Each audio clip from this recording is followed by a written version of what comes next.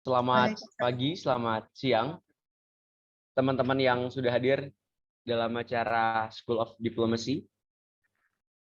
Terima kasih sudah hadir.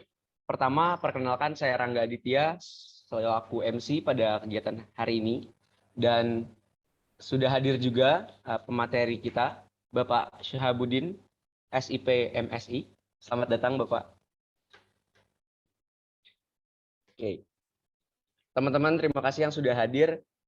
Teman-teman yang ada di room Zoom, diperkenankan untuk menyalakan kameranya dalam acara kita hari ini.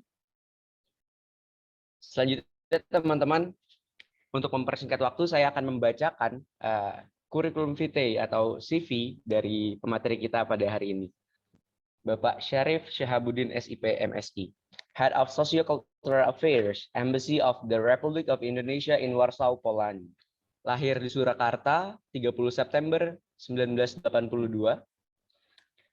Riwayat pendidikan S1 Hubungan Internasional UMY tahun 2001 sampai 2005, S2 Hubungan Internasional UGM 2005 sampai 2007. Selanjutnya working experience bisa di-share juga sama teman operator. Saya akan bacakan 3 terakhir. Head of Section, Directorate of Middle East, Directorate General of Asia Pacific and Africa, Ministry of Foreign Affairs. Head of Economic Affairs, Embassy of the Republic of Indonesia in Islamabad, Pakistan. Head of Sociocultural Affairs, Embassy of the Republic of Indonesia in Warsaw, Poland. Selanjutnya, setelah pembacaan, kita akan masuk pada agenda utama, yaitu materi yang nantinya akan disampaikan oleh Bapak Syarif. Waktu dan tempat kami silahkan.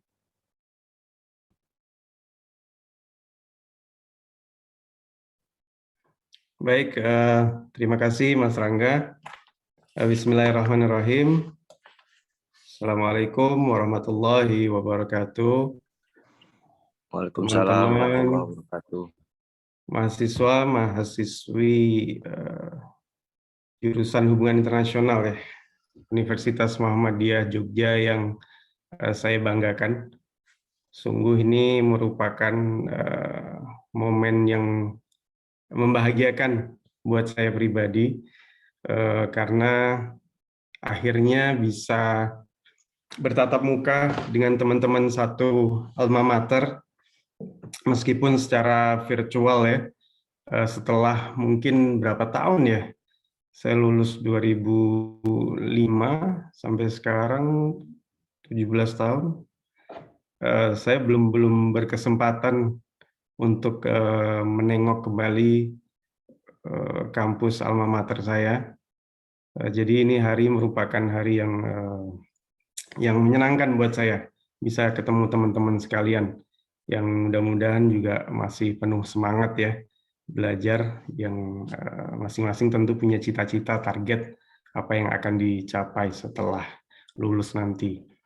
Baik, Mas Rangga dan teman-teman sekalian, mungkin hari ini sesuai dengan yang diarahkan oleh panitia, saya tidak akan berbicara mengenai hal-hal yang terkait dengan teoritis, karena saya yakin teman-teman sekalian sudah sangat banyak ya mendapatkan ilmu di bangku kuliah, dan saya juga yakin mungkin lebih up to date daripada saat saya kuliah waktu itu.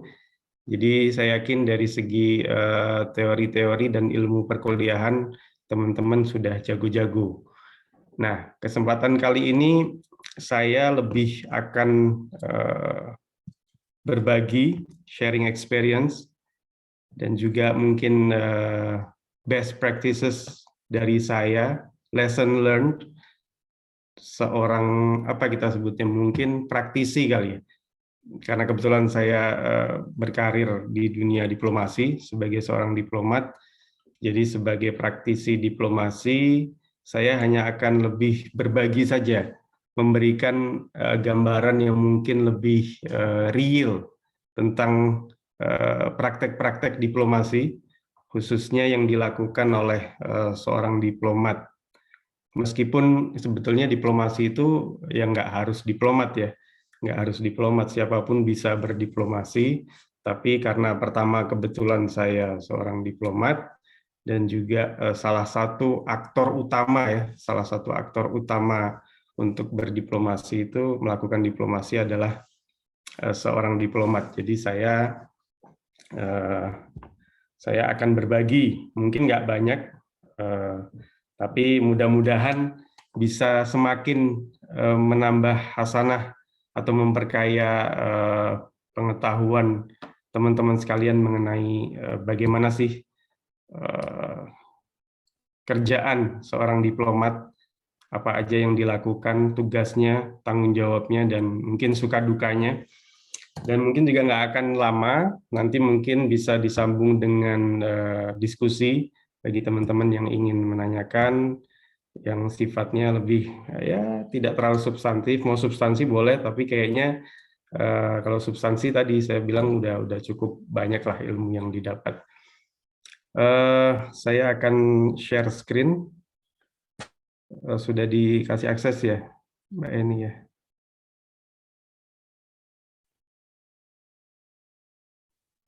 Sudah Bapak untuk akses share screen. Oke, sebentar.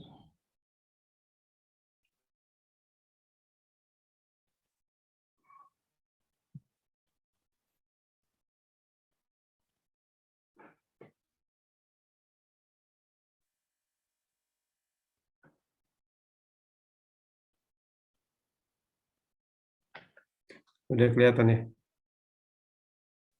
Sudah Bapak, sudah terlihat.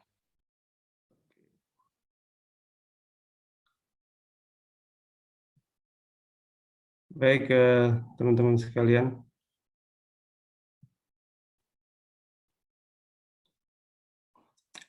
Memang judul yang saya kasih di sini spesifik ya, Who Wants to be a Diplomat. Mudah-mudahan cukup relevan karena saya melihat meski di zaman saya saat itu ketika kita masuk jurusan HI itu kita tidak, saya pribadi saat itu dan teman-teman dekat saya di kampus itu rata-rata memang menargetkan untuk jadi diplomat gitu ya, menargetkan untuk jadi diplomat ataupun bekerja di organisasi-organisasi internasional atau di NGO internasional gitu ya. Memang kalau dibandingkan jurusan lain saat itu, balik lagi saat itu karena saya jujur sudah tidak update dengan dunia perkuliahan saat itu, mungkin masih sama. Saat itu kita berbeda dengan jurusan lain, kita tidak punya banyak pilihan. Kalau jurusan lain mungkin lulus dia bisa kemana-mana tuh, bisa ke, kalau jurusan komunikasi, manajemen, ekonomi itu lebih luas gitu ya, cakupannya akan lebih banyak peluang, akan lebih banyak kita dengar narasi-narasi dibutuhkan lulusan S1 atau S2 jurusan ekonomi, jurusan manajemen, komunikasi, sastra contohnya. Tapi kalau dibutuhkan lulusan HI, itu kok rasanya zaman saya dulu belum banyak gitu ya. Belum banyak. Jadi kita dan kebetulan memang saya dari awal bercita-cita, alhamdulillah bercita-cita untuk menjadi diplomat. Dari kecil belum tahu sih apa itu diplomat, cuman ketika ditanya sama orang tua mau jadi apa nanti gedenya, saya bilang jawaban saya pengen keliling dunia. Ya, gitu aja jawaban saya. Nggak tahu apa itu keliling dunia, harus jadi traveler atau jadi vlogger gitu ya, atau YouTuber, tapi saat itu saya punya cita-cita ingin keliling dunia. Nah, terus semenjak SMP atau SMA, saya mulai suka tuh sama berita-berita internasional. Jadi ketika mungkin zaman kalian nggak ada ya, zaman saya dulu ada Dunia Dalam Berita jam 9 malam itu isinya tentang berita-berita internasional. Itu biasanya ayah saya yang lihat ya. Tapi terus saya nimbrung di situ.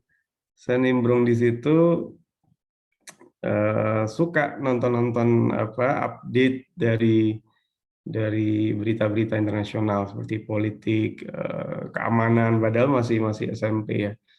Nah, dari situ akhirnya saya mulai paham SMA, pengen jurusan apa yang sesuai dengan keinginan saya saat itu, baru akhirnya saya memutuskan untuk masuk ke jurusan hubungan internasional. Dan UMY itu jujur memang menjadi salah satu target saya, karena sejak zaman saya saja HI UMY itu sudah sangat populer ya.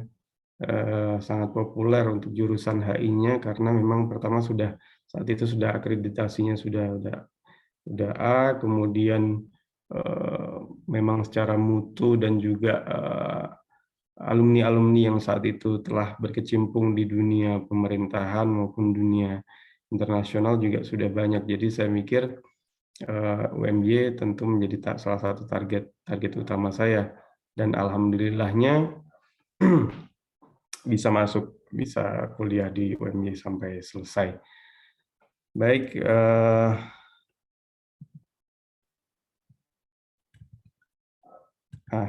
oke. Sedikit melengkapi tadi sudah dijelaskan ya mengenai background pendidikan karir saya. Ini saya tambah sedikit, sebenarnya kurang lebih sama. Saya di Kementerian Luar Negeri sejak 2008 sampai sekarang. Diawali dari 2008 sekolah dinas luar negeri namanya, itu sekolah wajib bagi diplomat ketika sudah masuk. Dilanjutkan saya di Direktorat Multilateral, saya berangkat kemudian ke Jeddah, Arab Saudi, penugasan luar negeri pertama saya. Kemudian kembali ke Direktorat Timur Tengah di Jakarta, kemudian ditugaskan di Kedutaan Besar di Islamabad, dan saat ini saya di Warsawa, Polandia, sebagai pelaksana fungsi Pensosbud Penerangan Sosial dan Budaya. Kalau di Islamabad saya sebagai fungsi koordinator fungsi ekonomi. Nah, itulah ketika kita sudah ditempatkan di luar negeri, kita tidak bisa menawar perintah penugasan, sehingga harus multi talent, dipaksa untuk multi talent dan multitasking ya. Saya backgroundnya HI, tapi saya diminta untuk menghandle isu-isu ekonomi. Dan alhamdulillahnya sejak di sekolah dinas luar negeri kita akan dibekali itu ilmu-ilmu diplomasi dari mulai politik, sosial, budaya, keamanan, ekonomi, sehingga kita bisa mengembangkan ilmu-ilmu tersebut secara bertahap, sehingga pimpinan juga bisa melihat kompetensi kita ditempatkan sesuai dengan background studi dan juga kemampuan substansi kita. Baik, selanjutnya, nah itu kenapa ditulis diplomat muda, bukan karena sok-sokan saya muda ya, tapi itu memang bukan literally, ya saya literally masih muda, ya mudah-mudahan masih terbilang muda, tapi memang jabatannya itu diplomat muda namanya. Ada diplomat pertama, kemudian diplomat muda, diplomat madya, sampai seterusnya. Itu second secretary juga itu rank diplomasi, rank diplomat saya. Itu juga ada tahapannya. Yang pertama, yang paling rendah itu adalah attaché. Ketika kita pertama masuk ke ke Kementerian Luar Negeri, penugasan pertama kita sebagai attaché di luar negeri, di KBRI. Kemudian baru setelah itu kita naik menjadi third secretary. Third secretary, kemudian second secretary, nanti first secretary, kemudian minister counselor, sampai nantinya duta besar. Meskipun tidak semua bisa menjadi duta besar ya, karena itu kan seperti piramida, jadi semakin mengkerucut ke atas. Posisi ambassador itu tidak sebanyak jumlah diplomatnya tentunya. Jadi tentu kualifikasi untuk menjadi seorang diplomat juga seorang ambassador tidak bisa dialami oleh semua diplomat gitu ya. Baik, selanjutnya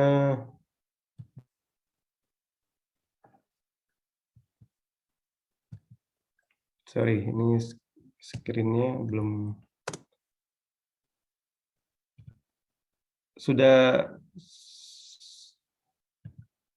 bergeser belum ya screen-nya? Sudah ke next? Belum bergeser Pak screen-nya. Iya, sorry, bentar.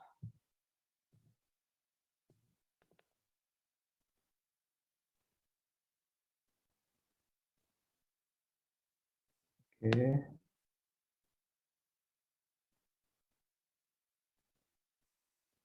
Oke, manual aja deh. Next ya. Next mengenai tupoksi diplomat. Ini mungkin juga dari teman-teman sudah familiar atau ada yang mungkin belum familiar. Saya coba meraise mengenai apa sih tugas pokok dan fungsi dari diplomat itu apa aja gitu ya. Ini sebetulnya basic mission dari seorang diplomat yang sejak awal kita masuk, dia bergabung di Kementerian Luar Negeri, kita dibekali dengan pengetahuan mengenai bagaimana kita bisa sebagai seorang diplomat melakukan misi-misi diplomasi sesuai dengan apa yang sekarang kita lihat. Ada 5 poin utama ya, meskipun sebetulnya banyak, tapi ada 5 poin. Pertama, representing, kemudian promoting, negotiating, reporting, dan protecting. Jadi nanti dari teman-teman mungkin secara garis besarnya memang payung utamanya adalah teori-teori diplomasi yang sangat bermanfaat ya buat kita sebagai bekal ilmu untuk praktek diplomasi nantinya. Nah, di situ nanti ditambah dengan ilmu-ilmu praktis ketika kita ada di lapangan, kita akan melihat seperti apa praktek diplomasi yang sebenarnya. Dan ini ada sedikit disclaimer dari saya, mungkin setelah ini teman-teman akan banyak melihat foto-foto saya, foto-foto kegiatan saya, bukan mau narsis ya sebenarnya, tapi ini lebih untuk bisa memvisualisasikan kegiatan diplomasi yang selama ini telah saya jalani gitu ya, sehingga mungkin teman-teman bisa lebih punya gambaran, walaupun ini tidak merepresentasikan seorang diplomat yang sepenuhnya ya, tapi paling tidak pengalaman saya yang mungkin masih terbilang singkat sebagai seorang diplomat ini bisa tervisualisasikan dari dari kegiatan-kegiatan yang pernah sejauh ini saya lakukan. Sejauh ini saya lakukan sebagai seorang diplomat. Oke, nih. Yang pertama saya akan menjelaskan mengenai representing ya. Ini foto hanya pemanis saja sebenarnya. Foto ini hanya pemanis karena sejatinya lebih luas cakupan dari representing itu. Jadi representing di sini ya mewakili ya, kita merepresent pemerintah kita sebagai frontliner untuk mewakili kepentingan nasional kita untuk pemerintah dan juga masyarakat atau rakyat Indonesia dalam hal ini. Ini sangat krusial karena apa yang ada di dalam diri seorang diplomat itu akan menjadi cermin negara yang diwakili, gitu ya. Akan menjadi cermin negara yang diwakili. Jadi dari mulai pengetahuan substansi, kemampuan soft skills-nya, kemudian sampai apa namanya, how the way kita berpakaian gitu ya, itu sudah dianggap mencerminkan negara yang kita wakili.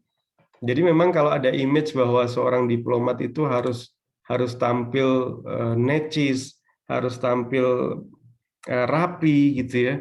Itu memang menjadi bagian dari tugas gitu. Tugas kita tidak bisa seenaknya ketika kita ditugaskan di wilayah akreditasi di negara mitra, terus kita keluar ketemu dengan mitra kita, ketemu dengan rekan atau partner kerja kita pakai sandal jepit seumpama, terus rambut berantakan, tidak proper gitu. Itu nggak boleh karena bagaimanapun nama Indonesia itu melekat di tubuh seorang diplomat gitu. Dan untuk berdiplomasi apa namanya, busana atau pakaian yang kita gunakan itu juga menjadi penting, salah satu penilaian dari lawan diplomasi kita, lawan bicara kita. Jadi memang apa namanya, sulit memisahkan antara peran mewakili negara dengan kehidupan sehari-hari kita secara personal gitu.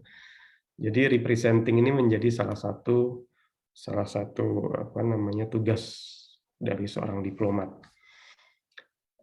Selanjutnya promoting. Nah, ini promoting artinya kita diminta untuk selalu menampilkan citra positif negara yang kita wakili, dalam hal ini Indonesia, di mata dunia. Nah, kalau seorang diplomat dalam berdiplomasi, yang dilihat adalah, targetkan adalah negara atau masyarakat di tempat kita bertugas, di wilayah akreditasi namanya. Wilayah akreditasi di mana kita ditugaskan, di situ kita diwajibkan untuk merepresentasikan citra positif Indonesia, baik di kalangan pemerintahan, di kalangan bisnis, sehingga termasuk di dalamnya untuk people to people contact gitu ya. Nah, di sini gambarannya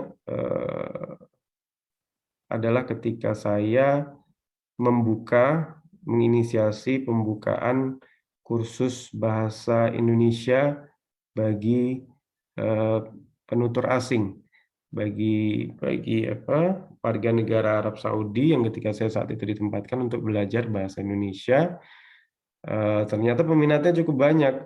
Nah, dari bahasa itulah, pengenalan bahasa sebagai salah satu kunci untuk mengenal sebuah negara, kita masuk di situ. Sehingga banyak orang dengan berbagai background profesi, ada yang traveler, ada yang travel agent gitu ya, ada yang seorang petugas di imigrasi setempat yang sering menerima tamu-tamu umroh seumpama dari jamaah Indonesia, sehingga kemampuan bahasa itu buat mereka juga signifikan untuk bisa mengetahui, untuk bisa menempatkan diri how to treat seorang warga negara dari sebuah negara gitu, karena tiap negara memiliki karakteristik yang berbeda-beda. Dari bahasa ini juga kita selipkan mengenai promosi kuliner, promosi kesenian kita di sela-sela kegiatan kursus bahasa. Jadi promoting ini menjadi salah satu tugas utama dari seorang diplomat. Next, semoga belum bosan melihat foto saya. Di situ ada negotiating. Negotiating ini juga salah satu harga mati ya bagi seorang diplomat untuk bernegosiasi. Artinya kita harus mampu untuk berunding, berdiskusi. Tujuannya sama, tidak lain dan tidak bukan adalah untuk tercapainya target kepentingan nasional kita. Nah, memang namanya berunding, bernegosiasi, dua pihak punya kepentingan ya. Tidak bisa kita egois dalam berdiplomasi bahwa kita menargetkan kepentingan kita saja, tapi mengabaikan kepentingan lawan berdiplomasi kita. Tapi kita harus fair, tetap memegang teguh prinsip-prinsip politik luar negeri kita, tapi di satu sisi kita juga fleksibel terhadap kepentingan nasional negara lainnya, sehingga lawan bicara kita, mitra berdiplomasi kita juga bisa menganggap kita mitra yang cukup kooperatif dan akan bersifat lebih langgeng dalam hubungan kerjasama nantinya. Nah, kalau pesan dari yang selalu ditekankan oleh pimpinan kami di Kementerian Luar Negeri, ketika kita bernegosiasi itu nggak boleh setengah-setengah. Kalau bahasanya Ibu Menteri Luar Negeri itu, beliau selalu bilang harus sampai netes. Sampai kalau telur itu kan sampai pecah telur gitu ya. Sampai netes kalau bahasa Jawanya itu sampai netes. Nah, itu yang kita lakukan. Jadi kita negosiasi, ini mungkin ilustrasinya proses signing MOU kesepakatan bilateral antara Indonesia dengan Tunisia di Tunis saat itu, ketika tim teknis setelah berunding di meja perundingan, bernegosiasi untuk mencapai masing-masing kepentingan, akhirnya dalam 3 hari negosiasi perundingan itu disepakatilah. Dan itu betul-betul dalam prakteknya tidak sesimpel yang dibayangkan. Kita literally kadang tidak tidur sih, kurang tidur lah. Jadi bekerja itu tim teknis bisa sampai betul-betul menjelang subuh gitu ya. Hanya untuk menegosiasikan mungkin 1-2 paragraf dari agreement yang sedang kita susun untuk mencapai target deadline besok disepakati dan ditandatangani oleh masing-masing pimpinan. Saat itu saya dengan Pak Desra Percaya, beliau sebagai Direktur Jenderal Direktur Jenderal Asia Pasifik dan Afrika, karena saya bekerja di Direktorat Timur Tengah saat itu di bawah Direktorat Jenderal Asia Pasifik dan Afrika. Next, nah ini reporting ya. Reporting ini juga signifikan nih. Reporting ini suatu hal yang wajib sifatnya. Ini saya bukan lagi bergaya ya. Memang lagi betul-betul lagi bikin report saat itu. Ini ilustrasinya di persidangan OKI di Arab Saudi, baru break di adjourn, meetingnya di adjourn, tapi kita harus segera susun laporan ke pusat mengenai apa yang sudah kita lakukan, kita rundingkan dalam pertemuan, sehingga akan mendapatkan follow up arahan lebih lanjut dari pimpinan nantinya, baik di negara akreditasi maupun di pusat di Jakarta. Jadi melaporkan kebijakan yang sedang dibahas maupun yang telah diputuskan, baik secara internal maupun eksternal gitu ya. Dan juga memastikan bahwa kegiatan yang kita lakukan itu, misi yang kita lakukan berjalan dengan baik.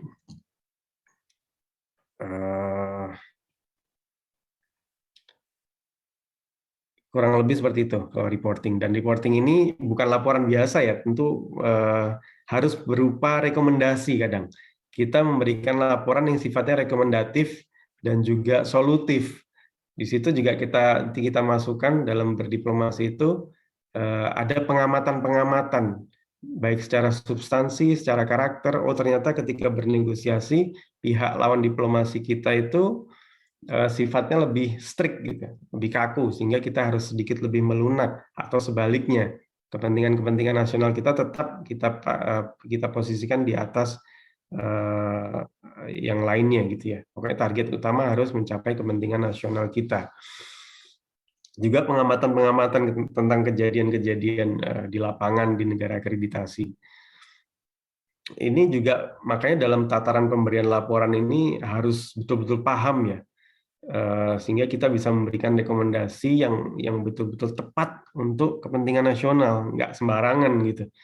Karena mereka rely on us, kita yang di lapangan, kita frontliner dalam berdiplomasi, sehingga apapun yang kita rekomendasikan akan dipercaya oleh pusat. Untuk itu kita harus punya kemampuan bernegosiasi, kemudian representasi, dan juga akhirnya reporting yang ideal, yang proporsional untuk bisa dipahami oleh pengambil kebijakan untuk mengambil langkah tahapan selanjutnya.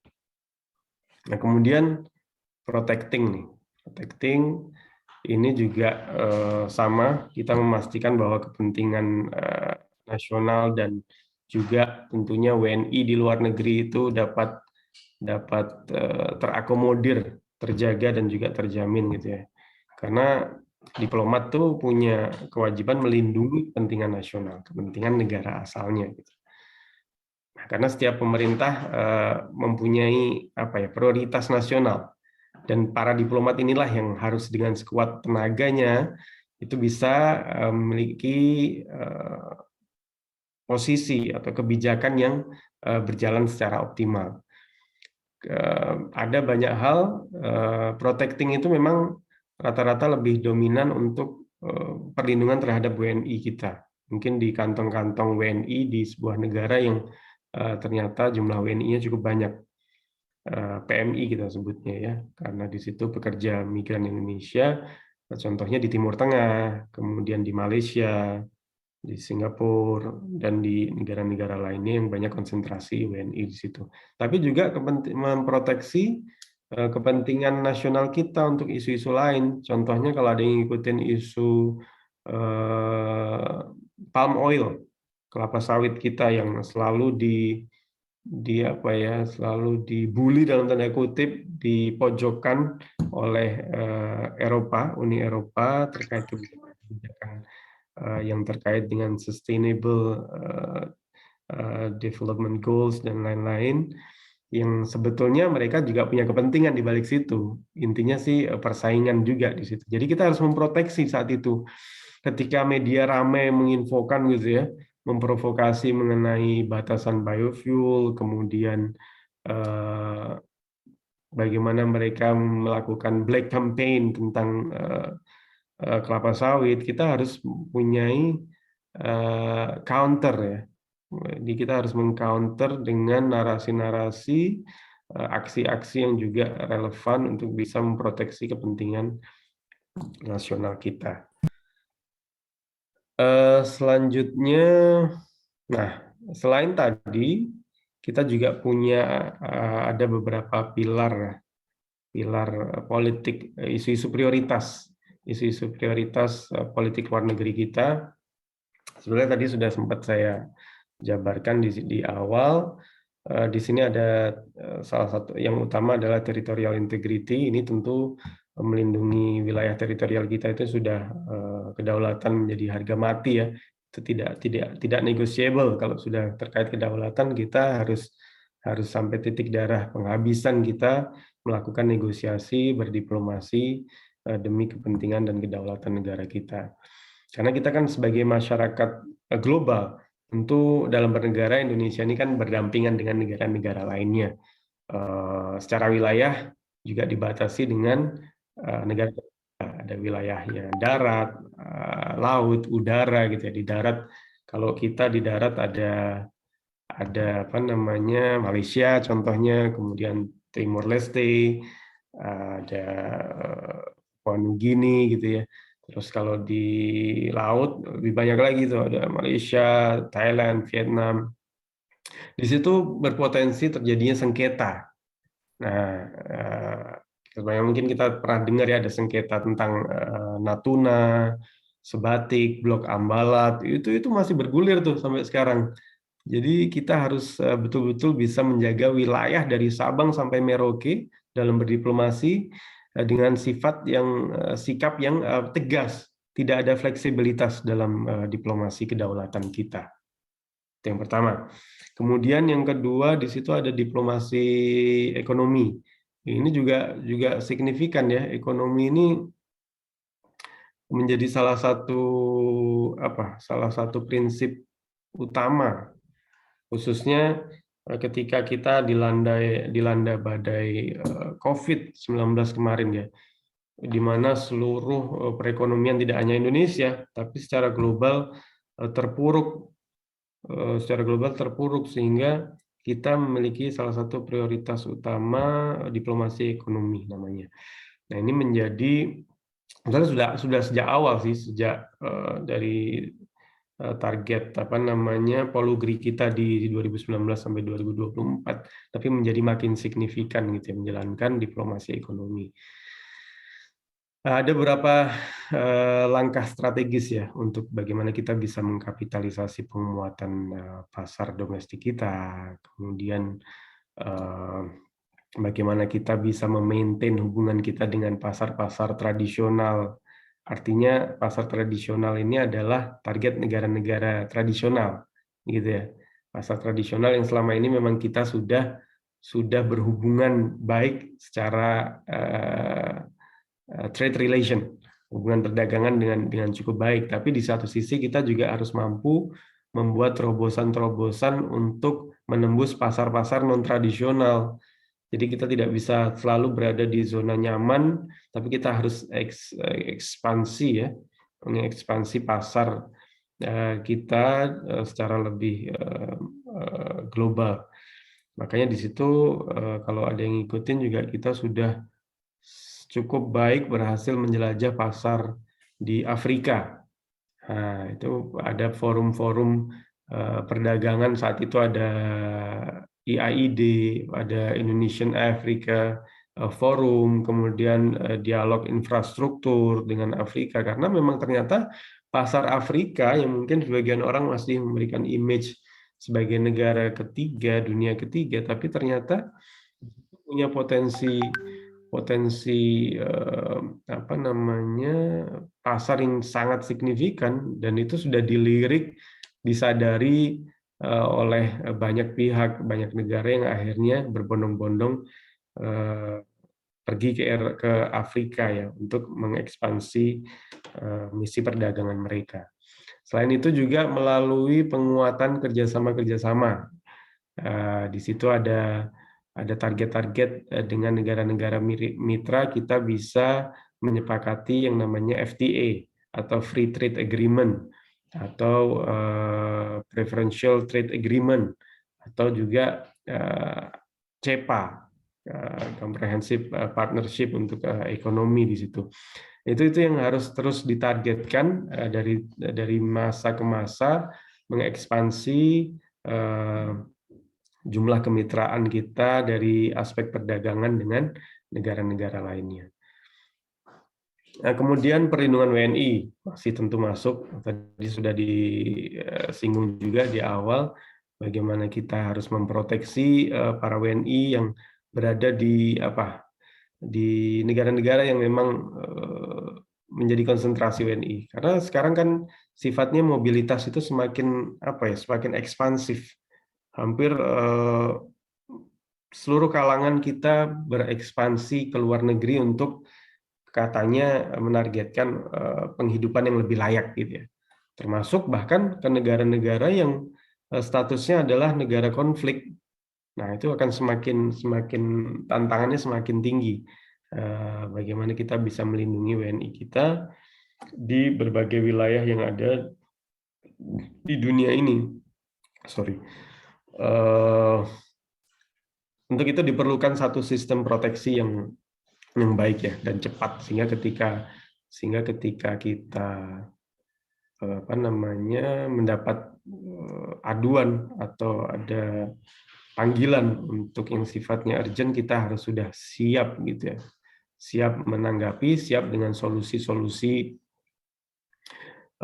yang ada. Karena WNI konteksnya kan banyak, ada masalah ya, WNI yang bermasalah secara hukum, kemudian perlindungan di negara konflik, kemudian kemarin pandemi, banyak WNI di luar negeri yang juga terinfeksi COVID.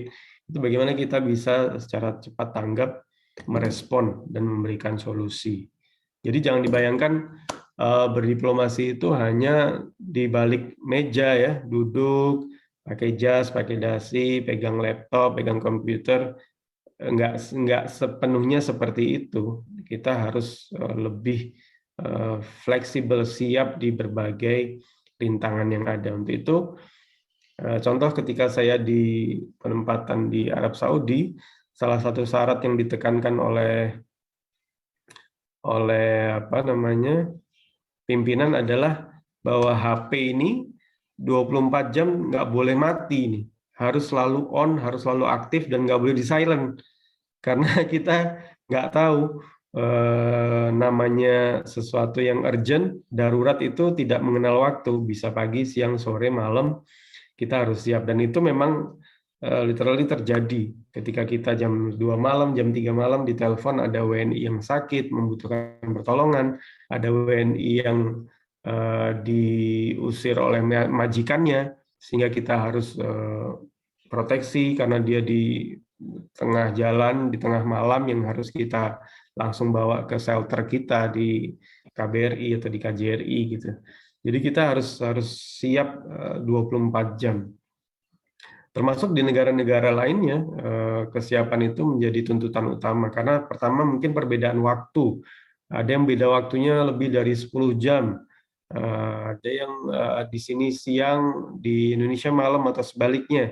Sehingga ketika pimpinan mengkomunikasikan kebijakan-kebijakan yang sifatnya urgent, di sana sedang siang hari kita lagi beristirahat, kita pun harus siap. Tidak ada alasan, oh di sini tengah malam Bu, atau Pak, saya sedang tidur. Ya manusiawi kita tidur, tapi kita harus siap siaga gitu. Kita harus siap siaga, apalagi yang kita mengetahui bahwa dalam waktu dekat ada hal-hal yang sifatnya darurat, yang sifatnya urgent, yang harus kita antisipasi. Jadi kita tidak boleh egois. Kita harus mengedepankan kepentingan nasional di atas kepentingan pribadi kita. Ketika kita sudah menjadi aktor diplomasi di garis terdepan. Selanjutnya, kawasan dan global. Ini terkait dengan kontribusi kita ya. Kenapa ini menjadi penting? Karena pertama, target kita itu menjaga keamanan dunia, ya. Perdamaian dan keamanan, baik di kawasan, secara regional maupun secara global. Kenapa kontribusi ini penting? Dengan terbangunnya sistem keamanan, kondisi perdamaian yang baik itu mengembangkan strategi untuk membangun trust, ya, karena itu dampaknya akan luas. Ketika kita sudah saling percaya, maka itu juga secara otomatis akan berdampak pada perekonomian di kawasan dan juga di global, yang juga akan semakin meningkat, kemudian menjadi bangkit, gitu ya. Kebijakan-kebijakan perjanjian perdagangan FTA antar bilateral atau antar regional di ASEAN dan di kawasan Uni Eropa contohnya, itu akan semakin kondusif ketika kondisi keamanan dan kawasan global itu baik atau kondusif. Begitu juga kita mempertimbangkan aspek human right. Ketika ada satu negara yang melakukan agresi terhadap negara lain, kita juga harus mengambil bagian untuk andil dalam misi-misi perdamaian untuk memastikan bahwa kondisi keamanan global ini sesuai dengan aturan internasional yang berlaku. Tidak boleh adanya agresi dan tidak mematuhi aturan kedaulatan dan lain-lain. Nah, baik teman-teman sekalian, ini kira-kira ngantuk atau paham atau bingung atau nggak ngerti atau gimana nih? Saya agak tanda tanya juga nih, diamnya ini, apakah mudah-mudahan bermanfaat ya, bermanfaat yang saya sampaikan. Next. Nah ini ragam misi diplomasi. Ini lagi-lagi saya kasih gambar. Jelaskah gambarnya? Di sini agak buram ya.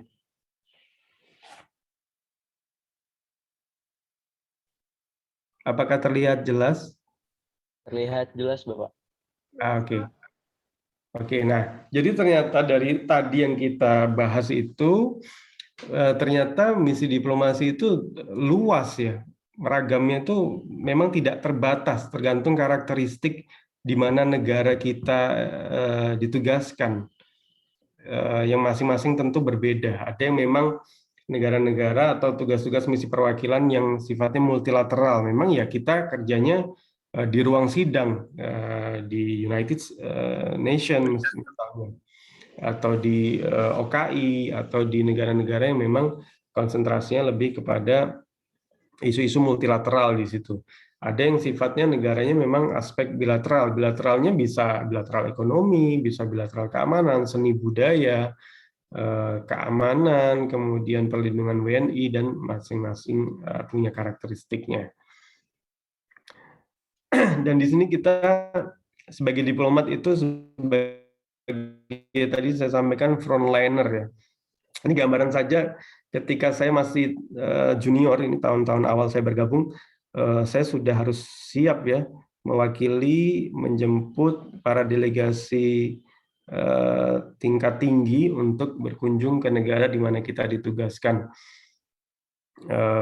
Jadi tidak ada kata tidak siap ketika kita sudah menjadi aktor diplomasi, ya pemerintah mempercayakan bahwa kitalah yang paling paham dengan negara di mana kita ditugaskan. Baik kita baru penempatan, penugasan pertama, kedua, ketiga, kita sudah harus siap dengan mengawal misi-misi nasional kita di dunia internasional. Ini gambaran ketika saya menjemput Pak JK, Pak Wakil Presiden langsung di belalai pesawat, saya menjemput, mengenalkan dengan delegasi di Madinah saat itu, kemudian juga dengan Kementerian Pendidikan, dengan Menteri Pendidikan, kemudian Pak Habibie, dan lain-lain. Kita yang harus mengawal. Once mereka sudah sampai di wilayah akreditasi kita mengawal secara fisik, secara substansi, secara pengetahuan umum mengenai kondisi di negara di mana kita bertugas. Gambarannya kita memang harus siap. Kemudian kita juga melakukan engagement. Berdiplomasi itu tidak hanya dengan orang asing tadi ya. Kita melakukan engagement dengan komunitas Indonesia yang ada di wilayah akreditasi. Kita datang ke halakoh pengajian-pengajian. Kalau kita di negara Islam, contohnya ya kayak saya waktu di Arab Saudi, kemudian kita hadir di aktivitas-aktivitas olahraga mereka gitu ya. Kita harus mendukung sepenuhnya kegiatan-kegiatan yang sifatnya positif. Dari sini dengan image citra positif masyarakat Indonesia di luar negeri juga tentunya mereka merepresentasikan negara gitu ya. Jadi kita harus selalu siap mensupport kegiatan-kegiatan masyarakat yang sifatnya positif, dan juga memproteksi tadi, kiranya ada hal-hal yang perlu mendapatkan perhatian, kita harus sudah siap. Dan sudah tidak bisa membeda-bedakan, di situ ada komunitas Madura, ada komunitas Jawa, Sumatera, seluruh Indonesia. Kita harus tidak bisa membeda-bedakan ya. Kita semua, wah saya dari Solo, jadi ya wah kalau sama-sama dari Solo terus kita lebih prioritaskan, itu nggak bisa. Once kita berdiplomasi sebagai diplomat di luar negeri, yang kita gunakan adalah seragam Indonesia. Kita harus bisa membaur dan juga bisa memproteksi, memprioritaskan kepentingan seluruh WNI dengan berbagai latar belakangnya.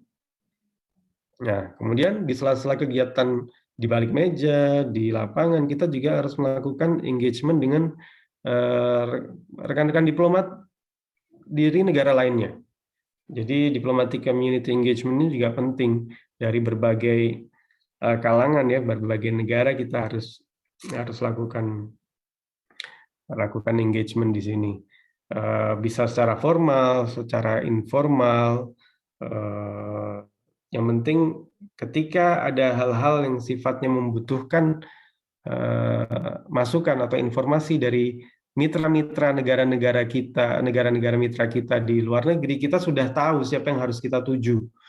Nah, itulah pentingnya kita mengenal baik secara kemitraan secara resmi maupun secara personal.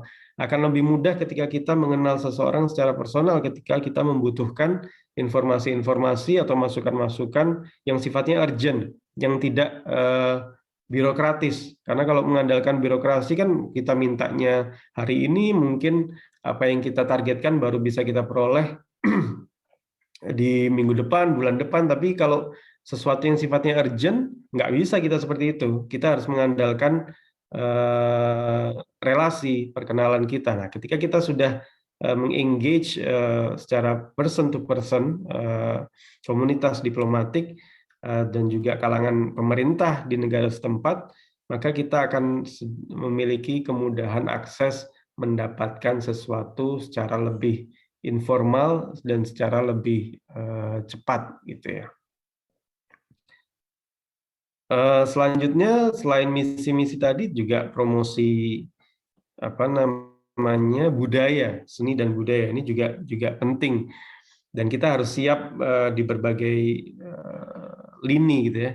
Kalau contoh di foto ini saya lagi nge-MC itu dalam film festival di Arab Saudi, saya menjadi MC dan saat itu dihadiri oleh kalangan diplomatik dan pemerintahan secara internasional. Kita mempromosikan Film and Food Festival. Kita menjadi tuan rumah untuk menampilkan film-film Indonesia dan juga kuliner Indonesia dengan berbagai berbagai acara kegiatan yang kita lakukan, dari mulai adanya door prize. Di situ kita memberikan door prize-nya kadang berupa paket makanan Indonesia, ada Indomie, ada Astor, ada yang memang dijual, diekspor dan berkualitas baik di negara tersebut, kita akan promosikan sebagai hadiah. Atau kita kasih tiket liburan ke Bali, sehingga kita bisa promosi pariwisata kita. Atau tiket ke Bali dengan menggunakan maskapai Garuda. Di situ kita juga mempromosikan airline kita. Disitulah dibutuhkan kreativitas sebagai seorang diplomat untuk berdiplomasi, tidak hanya melulu tentang dokumen perjanjian, dokumen resmi, tapi juga mengenai hal-hal yang sifatnya lebih atraktif gitu ya, lebih atraktif. Nah, ini BIPA. BIPA itu bahasa Indonesia bagi penutur asing ya. Ini yang tadi juga sempat saya jelaskan. Ini bagian dari promosi seni dan budaya. Melalui bahasa kita bisa mengenalkan Indonesia secara lebih luas lagi, sehingga tidak dengan hal ini mereka akan lebih mengenal Indonesia secara lebih baik gitu ya.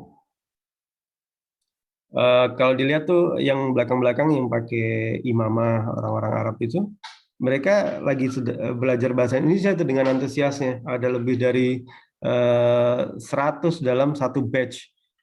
Mereka kita minta untuk berpakaian batik, ada yang pakai belangkon, ada yang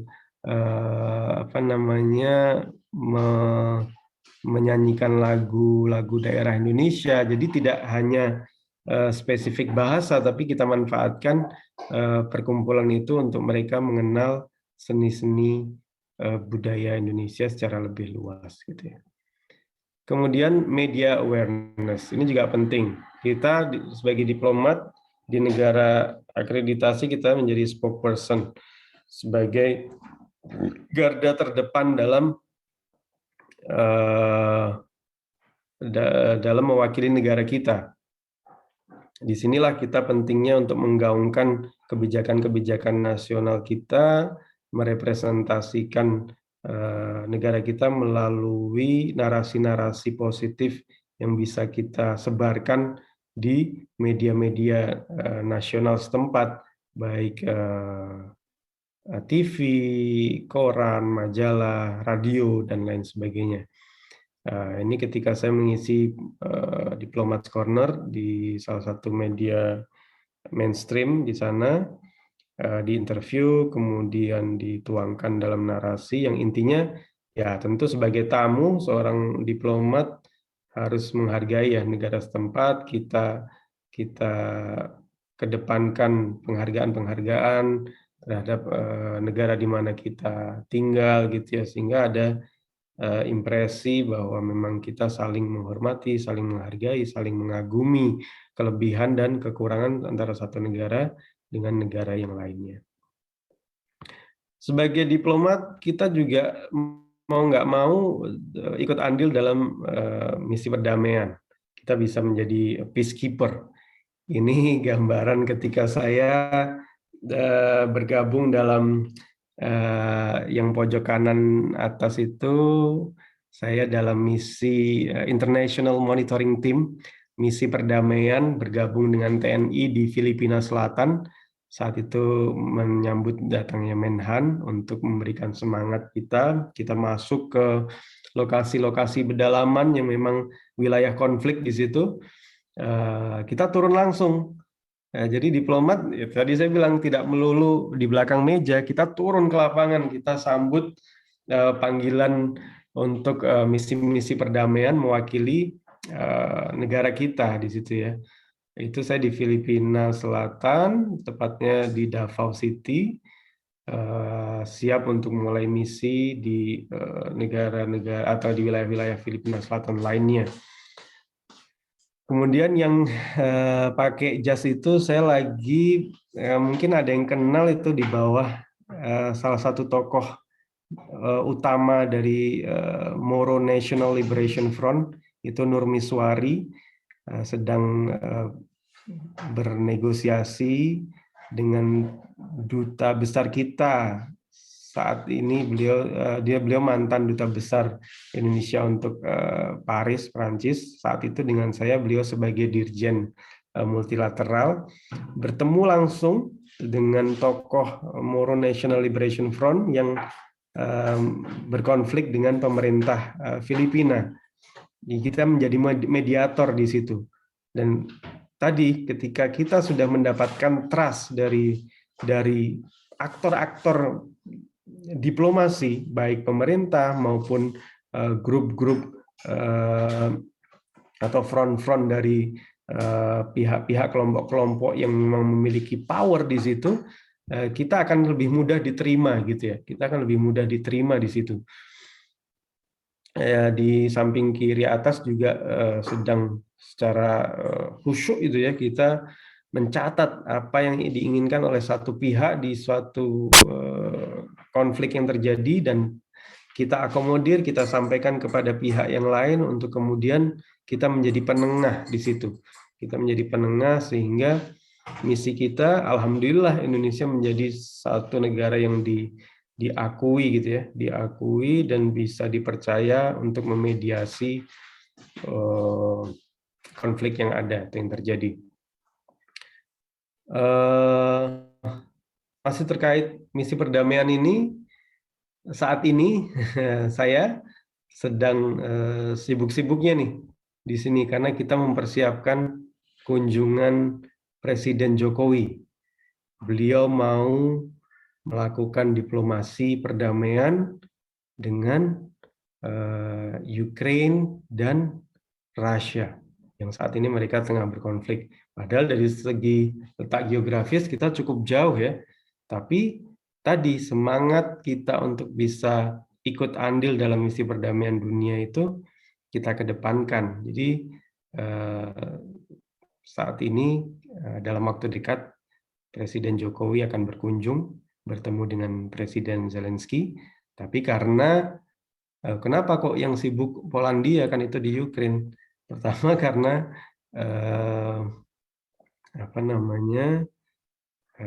di Ukraine sudah tidak beroperasi ya. Lapangan terbangnya kan sudah, jalur udaranya sudah ditutup.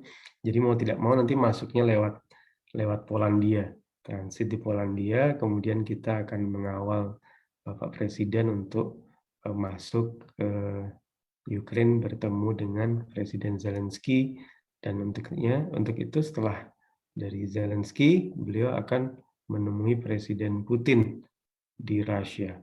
Nah, ini bagian dari misi diplomasi perdamaian kita yang terkini itu ya kurang lebihnya. Yang terakhir tadi sudah sempat disinggung juga, tourism promotion ini juga penting. Ini gambaran ketika saya membawa para vlogger, YouTuber, dan media mainstream dari Timur Tengah berkunjung ke Lombok, ke Kawah Putih, ke Jawa Barat gitu ya, untuk mengenalkan landscape Indonesia dan kayanya budaya Indonesia di tanah air kepada mereka. Yang terakhir, saya mungkin membagikan sedikit tips. Nah, ini saya kira penting juga nih. Tips supaya kita bisa, mungkin saya nggak tahu makanya apakah semua berminat masuk ke Kementerian Luar Negeri atau tidak, sebagaimana saya saat itu.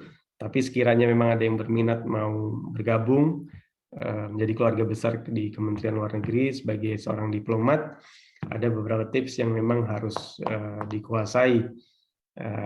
Yang pertama adalah penguasaan bahasa, penguasaan substansi. Ini penting untuk kita bisa aktualisasi isu-isu internasional.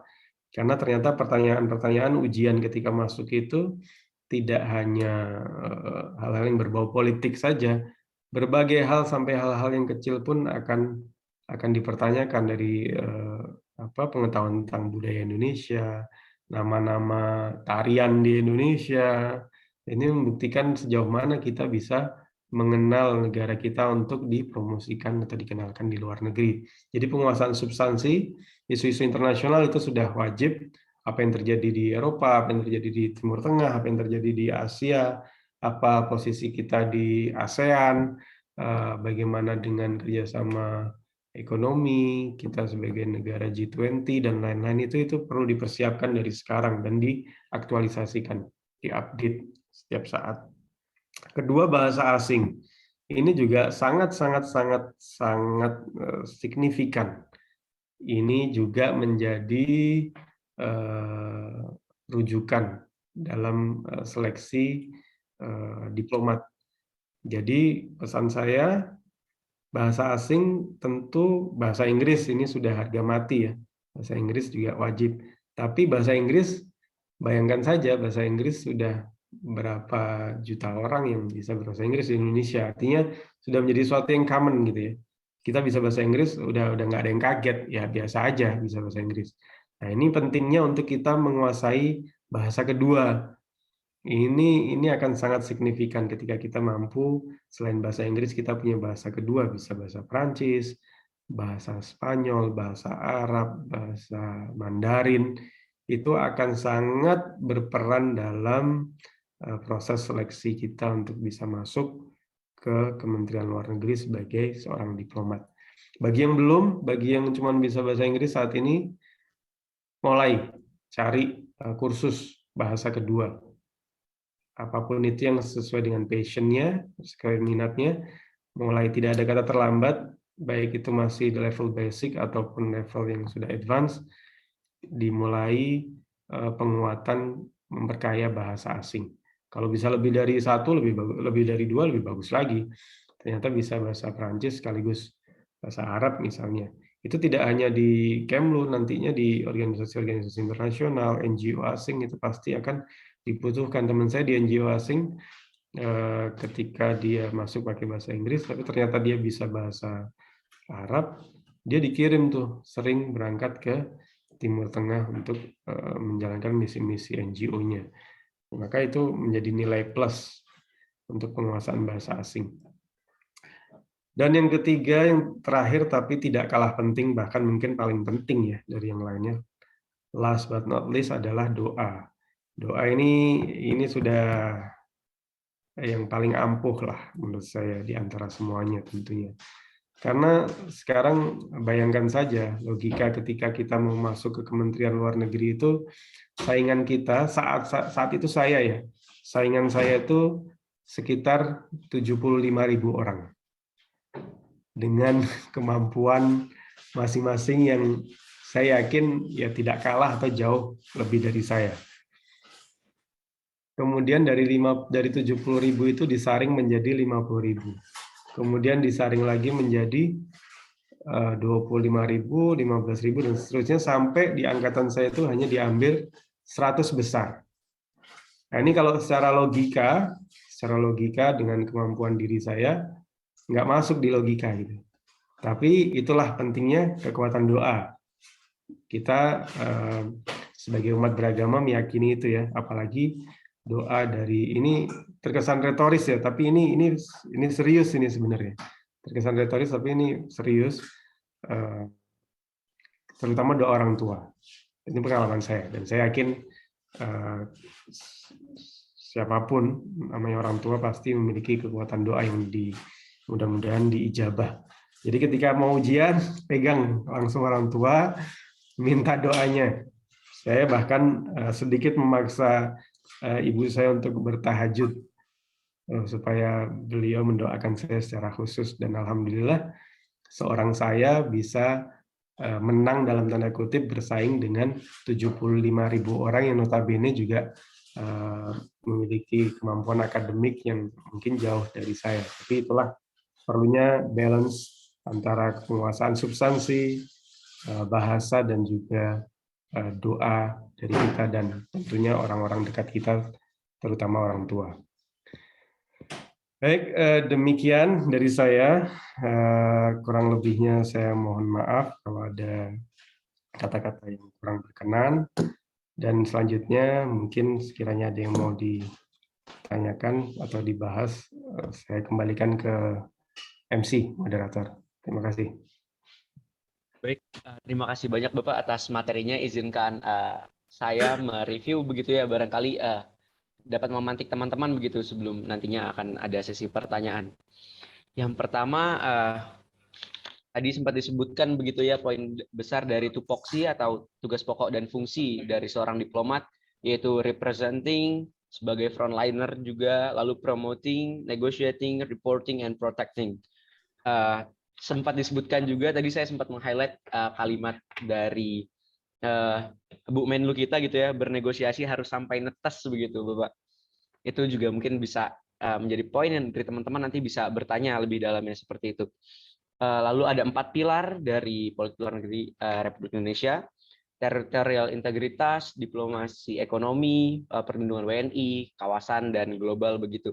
Tadi juga sempat digambarkan beberapa kali mengenai apa ya, singkatnya mungkin AGHT gitu ya, ancaman, gangguan, hambatan dan tantangannya sebagai seorang diplomat begitu teman-teman.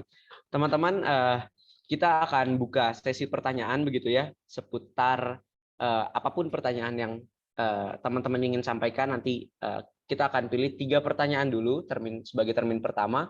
Kami persilakan untuk teman-teman di Zoom.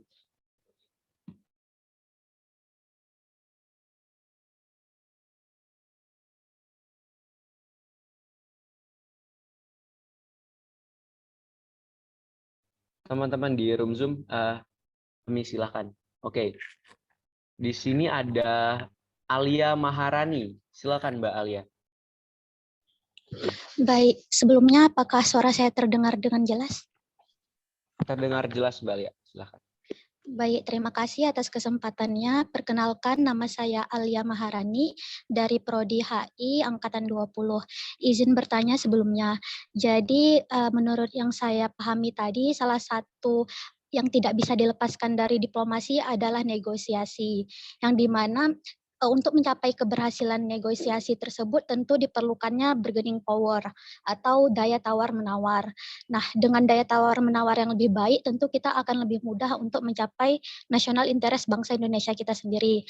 Namun Pak, yang saya ketahui itu, yang menurut yang saya baca juga, daya tawar Indonesia itu cenderung fluktuasi atau turun naik. Nah, itu pertanyaan saya, mengapa fluktuasi itu terjadi di Indonesia, Pak? Apakah ada faktor-faktor penyebabnya, seperti kayak Jepang dan Amerika, tentu karena mereka negara maju itu memiliki daya tawar yang lebih tinggi. Tapi negara Indonesia menurut saya juga tidak kalah dengan banyaknya kekayaan alam kita dan sebagainya, itu mengapa bisa turun naik gitu Pak.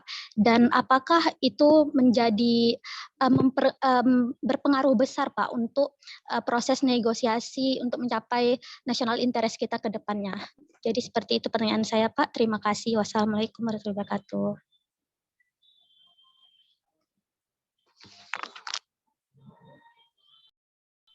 Oke, baik. Mungkin kita akan rangkum 3 pertanyaan aja begitu dulu ya, Pak. Baru nanti jawab. Oke. Untuk penanya selanjutnya, kami beri kesempatan kepada Rizky Rimbawan Asdi. Silakan.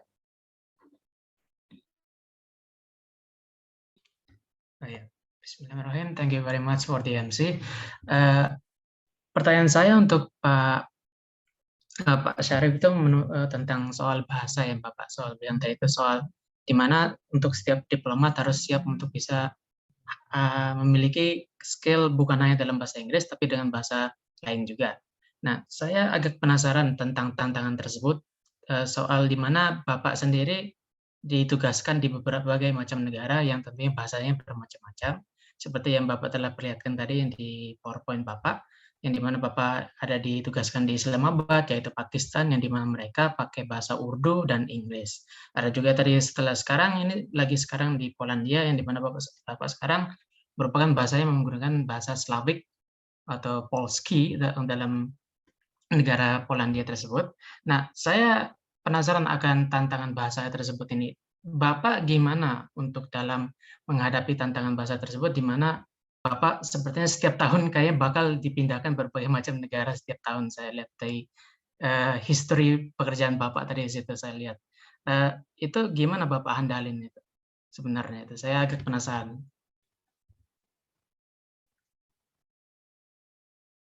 Baik, terima kasih Mas Rizky. Untuk termin pertama ini ada satu lagi kesempatan untuk bertanya.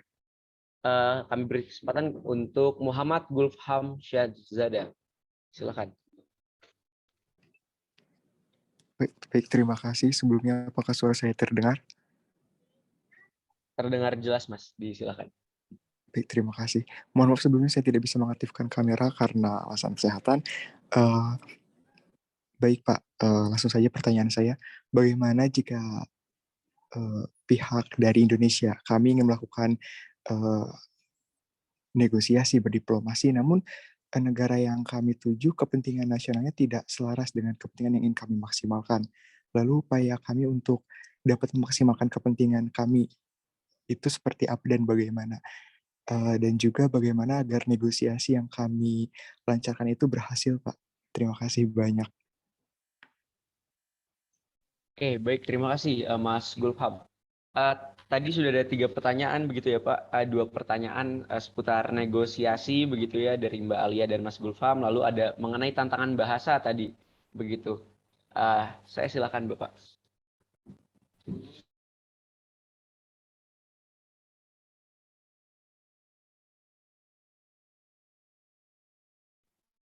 Baik, terima kasih. Pertama Mbak Alia ya, saya coba untuk menjawab.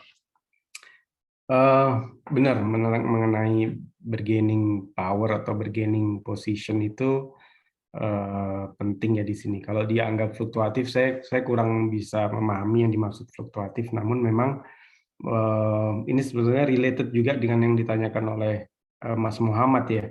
Jadi di setiap negara mitra kita, negara sahabat kita itu, kita memiliki kepentingan nasional sesuai dengan karakteristik negara tersebut. Jadi bargaining position kita sesuaikan dengan negara di mana kita targetkan untuk mencapai kepentingan nasional kita di sini. Kalau tadi Mas Muhammad juga bilang bagaimana kita bisa memaksimalkan upaya negosiasi ketika negara tersebut tidak sesuai dengan kepentingan nasional kita. Nah, itulah pentingnya perwakilan Indonesia di negara tersebut ya. Jadi ketika kita ditugaskan di sebuah negara, kita harus benar-benar memahami karakteristik negara tersebut. Apa kelebihan atau nilai plus dari negara yang kita tinggali di negara akreditasi tersebut. Karena tidak semua negara memiliki karakteristik yang sama. Seperti disampaikan tadi, contoh di Polandia. Polandia ini memang negara yang terbilang berkembang menuju maju ya. Tapi memang ternyata interest mereka itu dari segi government to government-nya dan juga people to people-nya, mereka sangat menjunjung tinggi nilai-nilai kebudayaan. Jadi di samping nilai-nilai tentu perekonomian, target-target peningkatan perdagangan seumpama menjadi penting, namun kita melihat cara efektif untuk bisa masuk, mengenalkan, mendekatkan, mengekspansi kerjasama kita di sini adalah aspek kebudayaan. Mereka sangat-sangat menghargai budaya asing, sehingga ketika kita memanfaatkan, contohnya di sini kita selalu menampilkan andalan kita itu adalah konser gamelan. Mereka sangat antusias dari level, bahkan level presiden sampai level pelaku usaha, itu mereka sangat antusias ketika tahu kita undang dan di situ akan ada tampilan budaya Indonesia, diantaranya gamelan yang tentu dipaketkan dengan tarian-tarian tradisional. Mereka antusias, mereka datang, mereka ingin tahu lebih jauh tentang Indonesia. Akhirnya kita libatkan mereka untuk melakukan saling kunjung, delegasi mereka ke Indonesia untuk kita kenalkan budaya. Di situ kita temukan mereka dengan pelaku-pelaku usaha, baik pada level Kadin yang tingkat tinggi hingga pelaku-pelaku UMKM. Nah, inilah pentingnya menuntut para diplomat untuk bisa mengetahui apa yang menjadi nilai lebih, yang menjadi interest dari sebuah negara. Di situ kita baru bisa memposisikan bargaining kita. Nah, dengan masuk melalui budaya, bukan berarti serta-merta akan selesai di situ. Tadi sudah disinggung juga sama MC-nya, gimana caranya kepentingan nasional kita juga netes di situ. Sama ketika kita bernegosiasi sama teman, kita harus tahu teman kita ini asiknya, sukanya, hobinya apa gitu. Nah, dari situ kita bisa masuk ke teman kita secara lebih dekat, membuat mereka nyaman dengan apa yang mereka inginkan. Namun di satu sisi kita juga bisa mengajukan apa yang menjadi kepentingan kita. Nah, ketika kedua belah pihak melakukan kerjasama, kemitraan, tentu yang dibutuhkan adalah mutual interest dari kedua belah pihak. Bagaimana ya interest dari salah satu pihak dan pihak yang lain dapat terpenuhi. Kurang lebihnya seperti itu. Jadi kalau dilihat fluktuatif, saya belum nangkep sepenuhnya, sekiranya mungkin bisa dikasih contoh, tapi bayangan saya bukan fluktuatif tapi berbeda-beda dari satu negara ke negara lainnya.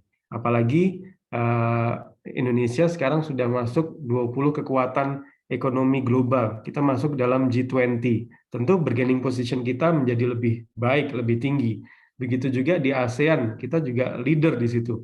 Kita memiliki kekuatan ekonomi terkuat di ASEAN saat ini dan menjadi rujukan banyak negara. Kita juga menjadikan Indonesia sebagai hub untuk masuknya ekspansi pasar-pasar negara di wilayah Eropa dan Timur Tengah untuk bisa masuk ke ASEAN. Jadi kita memanfaatkan Indonesia ini sebagai gate, sebagai hub untuk masuknya produk-produk pasar internasional untuk masuk ke pasar ASEAN. Jadi sebenarnya dari segi letak geografis, kemudian tingkat perekonomian kita, kemudian juga kekayaan budaya kita, bargaining position kita sangat kuat di sini. Sehingga menurut saya tinggal disesuaikan dengan bagaimana karakteristik, kebutuhan, dan interest dari masing-masing negara di mana, ini dalam konteks penugasan diplomat ya, bagaimana kita bisa menyesuaikan, karena nanti muaranya tetap ke pemerintah Indonesia secara nasional. Ketika saya di Polandia, saya harus tahu apa yang menjadi keutamaan di sini, keunggulan di sini, apa yang bisa kita explore dan apa yang mereka butuhkan. Kita reporting ke pusat, ke markas, ke headquarter. Disitulah mereka akan membaca report kita dan menentukan posisi bargaining kita dengan negara yang bersangkutan. Kurang lebihnya seperti itu.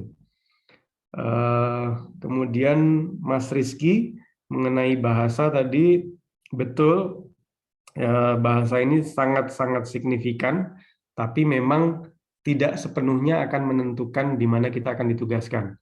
Karena tadi jumlah diplomat itu sudah mencapai angka ribuan, sedangkan negara yang di mana Indonesia memiliki perwakilan itu ratusan, masih 100 sekian, belum mencapai, belum seimbang dengan jumlah diplomat yang ada. Jadi memang dalam hal penugasan seorang diplomat tidak serta-merta artinya bahasa menjadi satu-satunya pertimbangan kita untuk ditugaskan di suatu negara. Ada banyak aspek kemampuan substansi, pengalaman, kemudian bahasa itu sendiri, sehingga nanti menentukan pimpinan untuk menugaskan si Fulan ini akan ditugaskan di negara mana.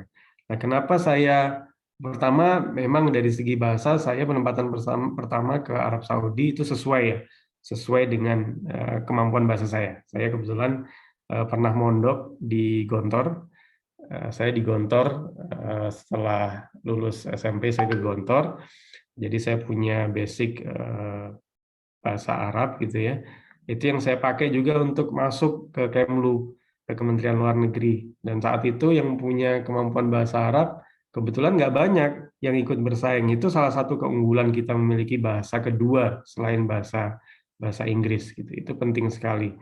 Tapi dalam penempatan pertama saya sesuai dengan tugas, dengan bahasa. Penempatan saya selanjutnya di Pakistan. Loh, Pakistan kan nggak berbahasa Arab, berbahasa Urdu seperti tadi Mas Rizky sampaikan. Ternyata mungkin yang menjadi pertimbangan pimpinan adalah saya pernah bertugas di negara konflik di Filipina Selatan. Karena image Pakistan adalah negara yang memang rawan ya, negara rawan.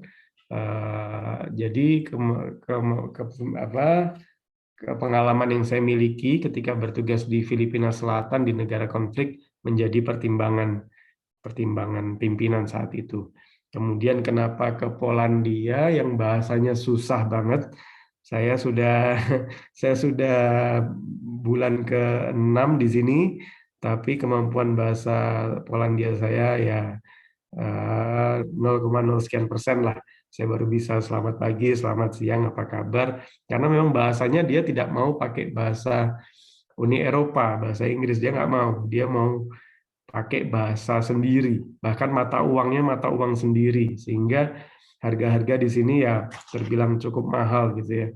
Mereka eksklusif gitu, mereka bangga dengan karakter orang Polandia itu, bangga dengan primordialismenya tinggi, sehingga mereka mengedepankan eksklusivitas. Kita sebagai orang asing harus bisa menyesuaikan diri. Nah tadi mungkin penguasaan bahasa betul penting ketika kita sudah ditempatkan di negara yang kita tidak menguasai bahasanya. Kemauan kita untuk mempelajari kosakata basic itu juga signifikan, karena orang Polandia ketika tahu ada orang asing yang bisa menggunakan bahasa mereka, meskipun hanya menyapa dengan apa kabar atau selamat pagi, itu mereka senang sekali. Mereka sangat antusias. Kita di supermarket, di bank, dimanapun, itu akan lebih mudah ketika saya harusnya contoh saya membuka satu account bank yang di suatu bank yang harusnya hanya bisa satu, tapi karena memang saya mengedepankan tadi, saya mengenal sedikit budaya mereka, bahasa mereka, saya sapa si tellernya ini dengan bahasa Polandia yang sebetulnya cuman hai apa kabar, selamat pagi. Mereka kaget gitu loh, kok bisa bahasa Poland gitu. Akhirnya mereka jadi kesan pertamanya sudah bagus, sudah enak gitu. Itu penting sekali, tidak hanya untuk masuk Kemlu, tapi untuk modal kita berdiplomasi juga, bernegosiasi dengan mitra di negara di mana kita ditugaskan gitu. Nah, kalau kayak bahasa Arab tadi, ketika kita bisa, saya berbahasa Arab atau bahasa asing tertentu, itu juga sangat bermanfaat. Saya bisa menjadi betul-betul di frontliner. Saya ketika presiden, wapres datang, saya posisinya lebih tinggi dalam tanda kutip dari duta besar, karena dalam posisi duduk ya, saya bisa di sebelah wapres, di sebelah pejabat tingginya Arab Saudi contohnya, karena saya interpreter di sini. Jadi kita memiliki kelebihan-kelebihan yang bermanfaat buat kita, buat kepentingan negara, juga buat karir kita ke depannya, karena kita bisa memanfaatkan ilmu yang kita miliki yang mungkin di negara atau di lingkungan tersebut belum banyak yang bisa menguasainya. Itu saya kira. Kalau Mas Muhammad tadi kayaknya juga sudah terjawab saya kira, karena perlunya tadi penyesuaian sesuai dengan karakteristik di negara di mana kita tinggal. Demikian Mas Angga, terima kasih. Baik, terima kasih Bapak atas jawabannya. Terima kasih juga kepada teman-teman yang sudah mengajukan pertanyaan begitu ya. Tadi seputar negosiasi, lalu bahasa juga seperti itu. Terima kasih banyak. Untuk mempersingkat waktu, selanjutnya kita akan ada sesi dokumentasi teman-teman. Jadi untuk teman-teman yang di Zoom bisa on kameranya. Kita akan ada sesi dokumentasi bersama Bapak Syarif.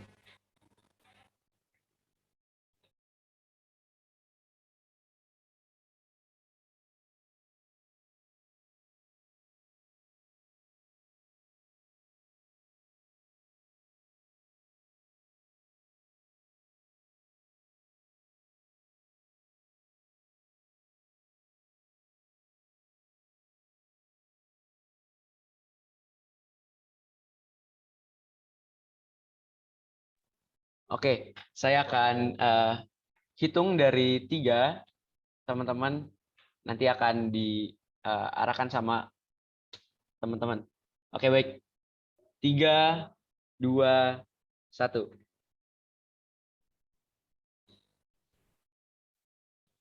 Oke, satu kali lagi ya teman-teman. Operator ready? Oke, baik. 1, 2, 3. Oke, baik. Terima kasih Bapak Syarif, terima kasih teman-teman. Terima kasih banyak Bapak. Untuk teman-teman di Zoom, kita akan ada kuis buat teman-teman yang nantinya ada hadiahnya begitu buat teman-teman. Ditunggu. Untuk Bapak, terima kasih banyak telah menyempatkan waktu bisa sharing sama teman-teman.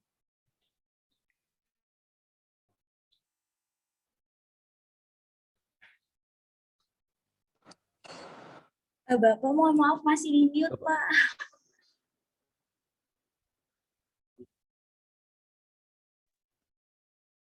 Halo, udah kedengaran?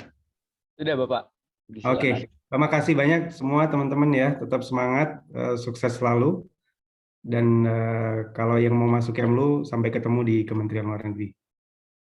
Sukses. Sampai bertemu Bapak. Assalamualaikum. Terima kasih. Waalaikumsalam warahmatullahi wabarakatuh. Teman-teman masih ditunggu ya. Untuk kita akan ada kuis. Nanti akan di-share linknya.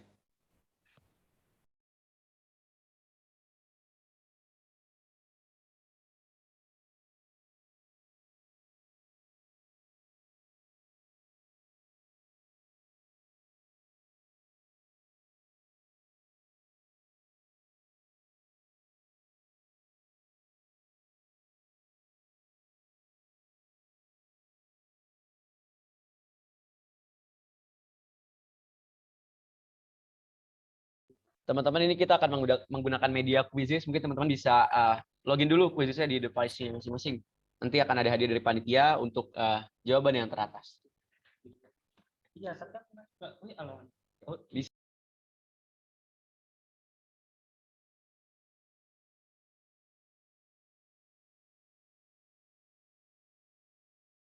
Teman-teman bisa dicek di room chat, sudah dikirimin sama Mas Fakih Alfirdaus linknya. Kita nanti bisa akan mulai begitu sambil menunggu teman-teman partisipasinya. Oke.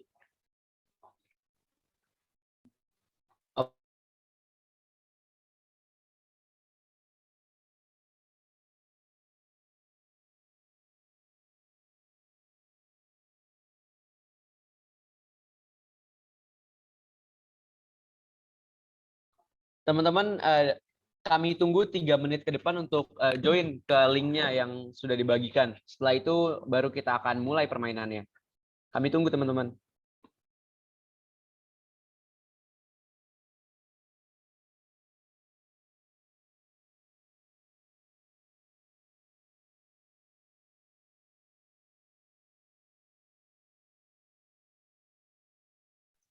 Langsung pencet start atau masih ditunggu, Pak?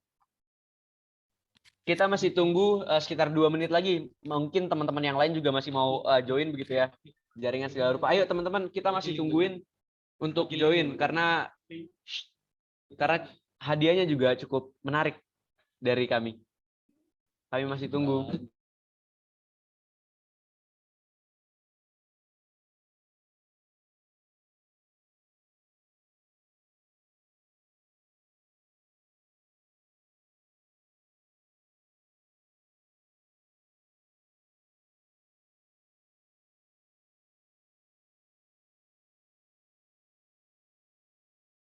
Sementara sudah ada sekitar 15 dari teman-teman yang udah join, kami masih tunggu 1 menit lagi.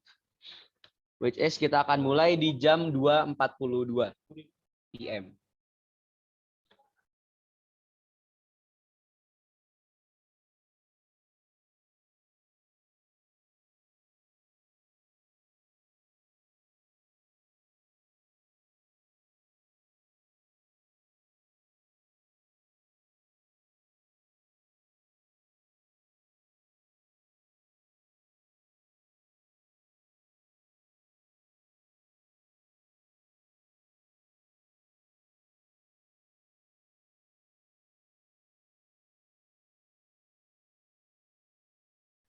Oke, baik teman-teman, karena waktu sudah menunjukkan pukul 14.42, maka kuisnya kita mulai sekarang. Selamat bermain.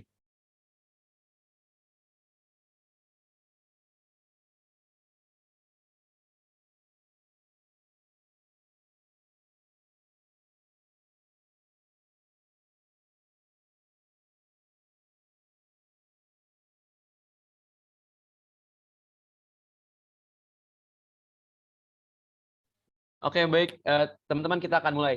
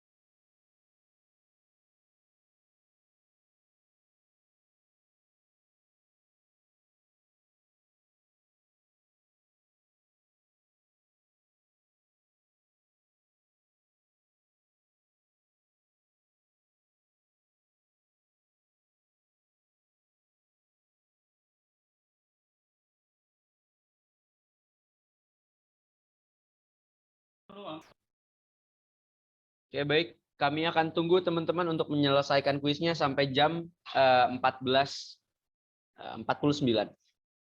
Dan sepertinya pemenangnya sudah terlihat ya, teman-teman.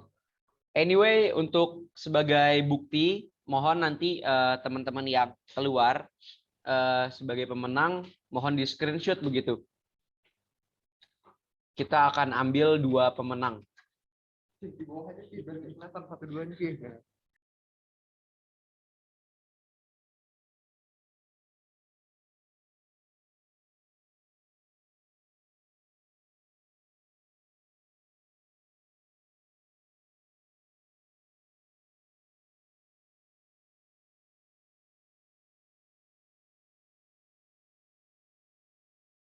Oke, baik teman-teman, terima kasih partisipasinya. Untuk pemenang juara 1 dan 2, tolong kirimkan screenshotnya beserta data diri ke admin.